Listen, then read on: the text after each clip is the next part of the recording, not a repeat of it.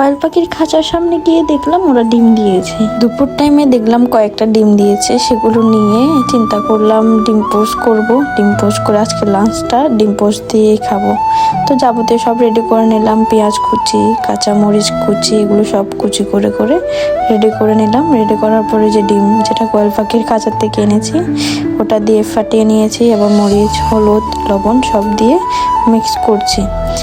Coil পাখির ডিম ভাজি কে কে খেয়েছেন অবশ্যই কমেন্ট করে জানাবেন। আর এরকম খাঁচার থেকে সরাসরি কয়েল পাখির ডিম নিয়ে ডিম পোস্ট করে খাওয়ার এক্সপিরিয়েন্স যদি কারো থাকে অবশ্যই কমেন্ট করবেন। এদিকে ডিমটা ছোট ডিম করে দিয়ে আসলাম, দেখি আমার বিড়ালগুলো বসে বসে খেলছে। ওদেরকে কিছু ক্লিপ নিলাম, বসে আছে দেখলাম। একজন তো খেলছে, আরেকজন পাহারা দিচ্ছে তাকে, আমার সিম্বা। কথা বলতে বলতে চলে আসলাম, দেখলাম ডিম প্রায় হয়ে এসেছে। সো আজকের লাঞ্চ হবে আমার ডিম ভাজি মরিচ ভর্তা দিয়ে। আপনারা কে কে খেয়েছেন অবশ্যই কমেন্ট করে জানাবেন। কি যে সুস্বাদু, আপনারা কে কে খেয়েছেন আমি বলতে পারি না। ডিম ভাজি দিয়ে মরিচ ভর্তা অসাধারণ টেস্ট। আজকের এই ব্লগটা এ পর্যন্ত, সবাই ভালো থাকবেন, আল্লাহ হাফেজ।